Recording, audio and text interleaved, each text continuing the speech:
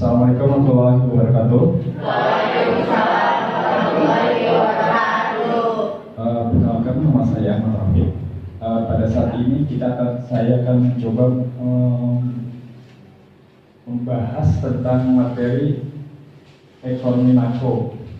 Jadi sebelum saya masuk ke pembelajaran, saya akan coba memberikan suatu CPL yang rencana akan saya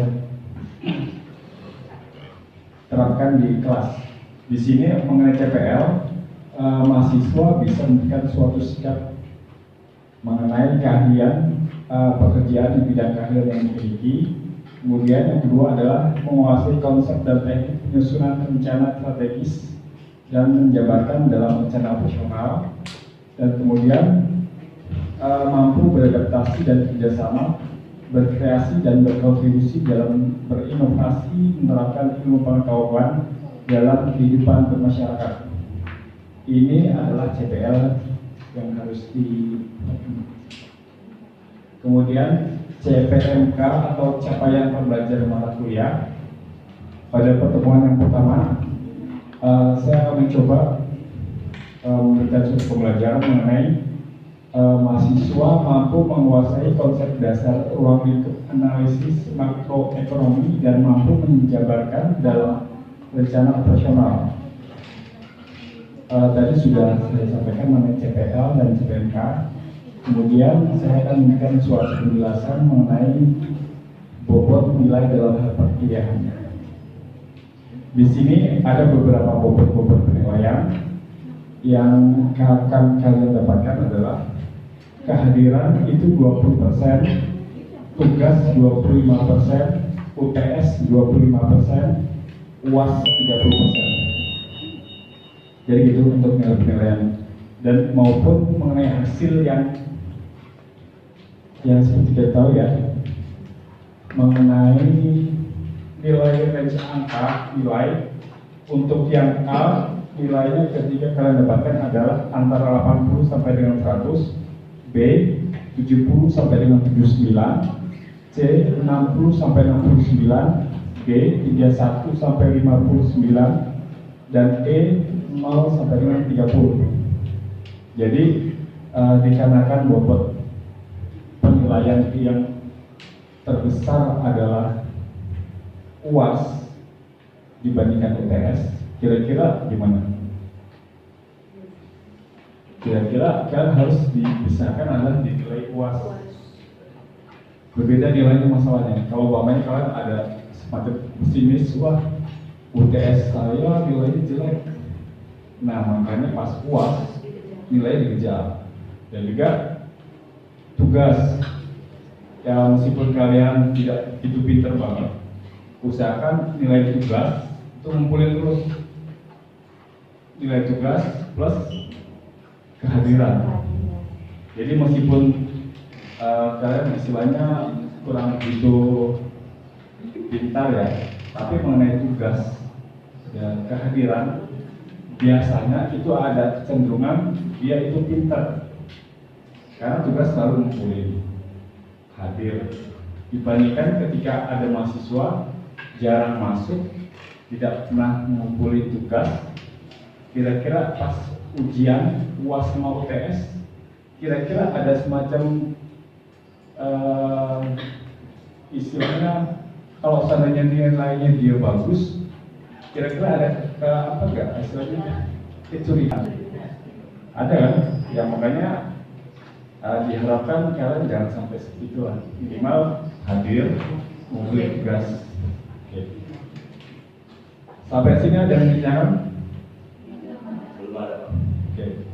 Kalau tidak ada, kita langsung masuk aja ke pertemuan pertama. Oke. Mengenai adalah ruang lingkup analisis makroekonomi. Sebelumnya ada yang tahu nggak definisi dari ilmu ekonomi itu sendiri? Tinggal baca doang ya. Oke, di sini kan bisa baca adalah perilaku manusia dalam usaha memenuhi kebutuhan. Ya, jadi istilahnya banyak orang ketika Anda 3 orang hidup, manusia hidup ya, dia harus memenuhi suatu kebutuhan hidupnya. Contohnya dia harus memenuhi sandang, pangan, papan. Dari kebutuhan ini haruslah dipunyai sama tiap-tiap orang. Makanya dia dimasuk dalam hal ilmu ekonomi. Perlu diketahui juga bahwa ilmu ekonomi itu terbagi menjadi 2, ilmu ekonomi mikro dan ilmu ekonomi makro. Kalau kita ketahui antara mikro sama makro bedanya apa? Apa? Itu kan tepat. Yang tepat adalah mikro itu skup yang kecil, yang makro skup yang besar. Jadi kalau untuk yang mikro ini hubungannya sama yang kecil-kecil, yang mungkin di sini ada dapatkan adalah analisa ekonomi mikro dapat dibagi menjadi 3. Itu adalah harga, teori produksi, dan distribusi. Nah, yang 3 ini kalau kita tahu itu istilahnya mudah kita lihat. Antara lain ketika harganya itu mahal, kira-kira kenapa?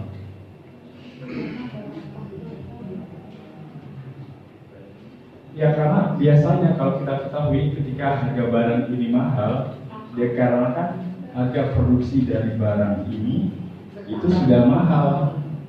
Jadi wajar harga dari barang ini jadi lebih naik daripada harga produksinya. Itu 1. Kemudian distribusinya, anggaplah barang ini asalnya itu dari desa. Nah, biaya operasional, biaya transportasi antara desa ke kota, kira-kira butuh nggak biaya operasional? Betul kan? Nah, makanya itu juga dibutuhkan pembeliannya, sehingga dia mempengaruhi untuk teori harga. Tapi intinya teori ekonomi mikro itu masih yang kecil yang bisa kita ketahui. Kemudian yang kedua adalah ekonomi makro. Jadi di sini ada ekonomi makro yang hubungannya sudah meluas. Jadi kayak semacam pendapatan nasional. Anggaplah seperti kenapa daerah sana itu pendapatannya kecil, kenapa di daerah sana pendapatan besar, dan sebelah sana istilahnya sejahtera, tiba-tiba sebelah sana itu tidak sejahtera atau istilahnya kemiskinan. Nah, adanya perbedaan seperti ini, model bentuk yang akan kita dapatkan di daerah-daerah beda-beda itu hubungannya sudah makro, sudah meluas. Faktor yang mempengaruhi dari adanya bentuk seperti itu bermacam-macam. Nah, ini namanya teori ekonomi makro. Sampai sini sudah jelas ya antara perbedaan antara mikro dan makro. Nah, kita masuk karena kita adalah materinya adalah ekonomi makro. Kita akan membahas mengenai ekonomi makro aja. Nah, di sini kita akan mencoba masalah utama dalam perekonomian. Jadi ada 5 permasalahan makroekonomi utama yang akan selalu dihadapi suatu negara. Yang pertama adalah masalah pertumbuhan ekonomi. Apa itu pertumbuhan ekonomi? Apa? Pertumbuhan ekonomi. Jadi anggaplah, pertumbuhan ekonomi di negara sana maju. Kemudian ada contoh lagi, pertumbuhan ekonomi di sebelah negara situ menurun. Kira-kira yang dikatakan sebagai pertumbuhan ekonomi apa? Bisa berkembang, bisa jadi adalah pendapatan nasional yang didapat oleh negara betul itu tinggi atau mungkin rendah. Jadi istilahnya itu semacam permasalahan mengenai pertumbuhan ekonomi. Itu bisa kita bahas di ilmu ekonomi makro. makroekonomi yang utama yang selalu dihadapi suatu negara. Sekarang yang kedua mengenai masalah ketidakstabilan kegiatan ekonomi. Maksudnya apa itu ketidakstabilan? Adalah di sini adalah kondisi perekonomian di mana uang yang beredar tidak sesuai jumlahnya dengan barang dan jasa yang ada di masyarakat, sehingga nilai uang bisa naik turun secara drastis. Jadi gini, ini hubungannya seperti kayak inflasi. Inflasi yang kalian tahu apa tuh? Bukan itu, inflasi adalah kondisi ketika kondisi uang itu sudah banyak banget, sehingga mengakibatkan adalah harga-harga produk-produk itu pada naik.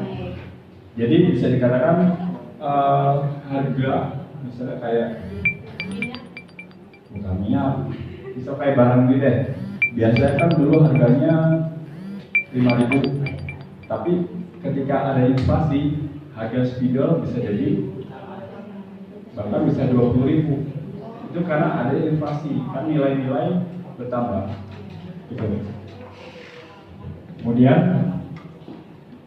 bisa juga inflasi itu terjadi karena nilai rupiah yang turun gitu. Kemudian masalah yang ketiga mengenai makroekonomi adalah masalah pengangguran. Kalian tahu pengangguran itu apa ya? Orang yang tidak bekerja. Kira-kira kalau kalian tahu pengangguran itu adalah sebuah pilihan orang atau gimana? Pilihan. Tapi ada yang dia udah berjuang pilihan ya, tapi dia memang saya ada bilang itu pilihan dari orang itu sendiri, karena memang pengangguran ada semacam daripada bekerja mendingan nganggur. Atau istilahnya memang biasanya kalau yang namanya pilihan dia nganggur, ada kayak semacam apa ya? Passion ya? Passion itu nganggur.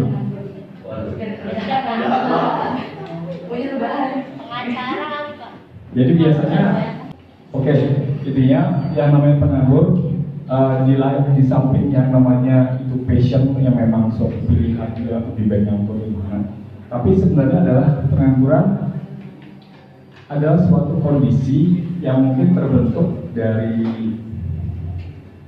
pemerintah khususnya ya, karena rakyatnya itu tidak semacam tidak diperhatikan mungkin ya, makanya itu satu. Karena bisa jadi dulu waktu zaman saya yang namanya SD, SMP, SMA itu bayar, tapi sekarang bayar nggak? Enggak. Ada tergantung sih, kalau swasta bayar. Kalau swasta bayar, kalau negeri nggak bayar. tapi ada aja komisi penguatan biaya. Ya itu terlepas dari pemerintah. Nah kemudian itu sebenarnya adalah cara pemerintah dalam hal mengentaskan kemiskinan agar biaya-biaya yang didapat oleh masyarakat hanya untuk yang standar penghasilan, untuk yang biaya pendidikan segala macam itu ditanggung sama pemerintah. Itu satu pendidikan. Kemudian kalau mengenai yang kayak semacam orang lulus kuliah pengen kerja tiba-tiba nggak dapat jadi nganggur. Nah kondisi seperti ini sebenarnya dilihat bukan sebagai pilihan. Bisa jadi dia sudah tes, dia udah orang pintar banget deh, tes gagal. Nah sehingga kalau dilihat dari sudut pandang yang lain bahwa sebenarnya peran dari pemerintah sebenarnya bukan untuk membuka lowongan pekerjaan. Kayaknya itu kurang enak, karena kalau membuka lowongan pekerjaan itu hubungannya sama pihak lain, perusahaan atau pihak swasta.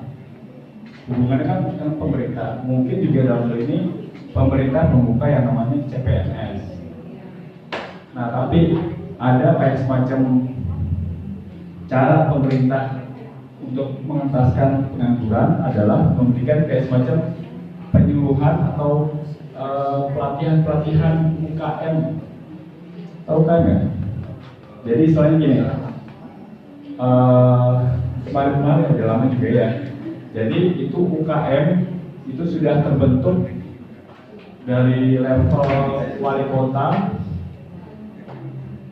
mungkin dari atas juga ada ya, dari dinas ibu kota, wali kota, kecamatan, kelurahan, RW dan RT itu sudah mencakup pelatihan UKM. Nah, intinya ini, ketika orang dilatih untuk wirausaha, kira-kira yang didapatkan apa? Ilmu dan teknis dia untuk berwirausaha. Jadi keahlian yang akan didapat. Jadi kira-kira kalau seandainya, contoh kamu ikut pelatihan budidaya ikan apa ya dan sekarang? Benar. Anggap budidaya ikan lele. Ketika kamu budidaya ikan lele, kamu berhasil, ya, kira-kira kamu terus mengembangkan budidaya ikan lele kan? Iya. Iya kan? Mungkin kamu mendistribusikannya ke tukang-tukang pecel lele, restoran yang kecil, menengah, bahkan ke atas. Nah, simpulannya adalah ketika kamu membuka suatu usaha namanya peternakan ikan lele, kira-kira kamu butuh karyawan nggak untuk menangani ini? Butuh kan? Jadi secara nggak langsung orang yang diberikan suatu pelatihan kerja, pelatihan seperti itu, dia akan membuat usaha untuk berempat yang lain juga. Seperti itu. Jadi lebih kenaan membuka lowongan kerja di dunia kerja atau seperti yang tadi membuat suatu pelatihan wirausaha. Wirausaha itu satu. Kemudian selain dari memberikan suatu pelatihan, biasanya dalam orang yang berbisnis yang awal itu biasanya terbentuk dengan namanya modal. Nah makanya sekarang juga dari pihak perbankan sudah mulai memberikan suatu bantuan kepada bisnis UKM baru untuk memberikan pinjaman-pinjaman. Kira-kira itu sebuah terobosan baru nggak untuk mengentaskan pengangguran? Terobosan baru ya? Oke. Kemudian masalah yang makro ya, satu lagi adalah masalah kenaikan harga inflasi. Nah ini memang tadi kita sudah bahas mengenai inflasi adalah ketika harga-harga pada naik dikarenakan uang sudah terlalu banyak. Nah salah satu cara yang tepat dalam hal bagaimana cara harga-harga pada turun adalah dengan cara uang yang tersebar di luar sana itu dikurangi, sehingga banyak kayak semacam perbankan memberikan kayak semacam promo mempermudah pelayanan dalam hal menyimpan uang, minimal misalnya kayak suku bunganya meningkat, terus fasilitas yang lain misalnya ATM-nya lebih banyak dan segala macam, sehingga orang ada semacam antusias, ya udahlah daripada saya simpan uangnya di rumah, tapi banget aja. Minimal itu membuat perputaran uang di luar tidak begitu banyak. Betul.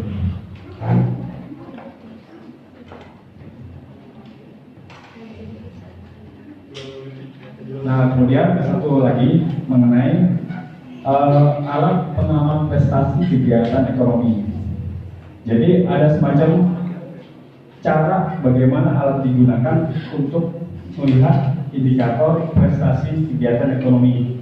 Jadi ada beberapa alat di sini adalah yang pertama adalah pendapatan nasional, pertumbuhan ekonomi dan pendapatan per kapita. Ketika untuk nilai seperti ini pendapatan nasional dan pertumbuhan sudah besar, menandakan bahwa pertumbuhan ekonomi di suatu negara itu sudah mencakup, sudah bagus lah. Itu ya. Kemudian yang penggunaan adalah yang kedua, penggunaan tenaga kerja dan pengangguran. Nah, ketika di sini adalah pengamat prestasi kegiatan. Nah, bisa dikatakan kesuksesan sebuah negara adalah ketika penggunaan tenaga kerja dan pengangguran di suatu negara itu sudah menipis. Kenapa bisa menipis? Karena penggunaan dari tenaga kerja itu semua terpakai. Efeknya adalah itu akan berimbas kepada kesejahteraan dari rakyat-rakyatnya akan naik semua, pada mapan semua karena semua kerja, karena dia kerja berarti ada dapat apa? Bergaji, penghasilan. Oke, dari sini ada yang mau ditanyakan?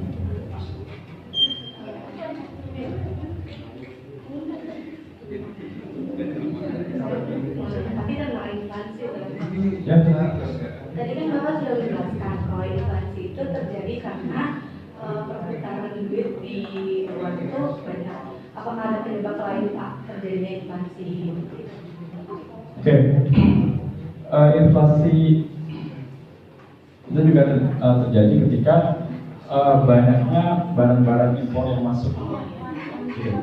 Jadi memang ketika produk lokal itu terkalahkan dengan produk luar negeri, otomatis dana yang terkeluarkan itu keluar ke luar negeri dibandingkan tidak keluar ke dalam negeri.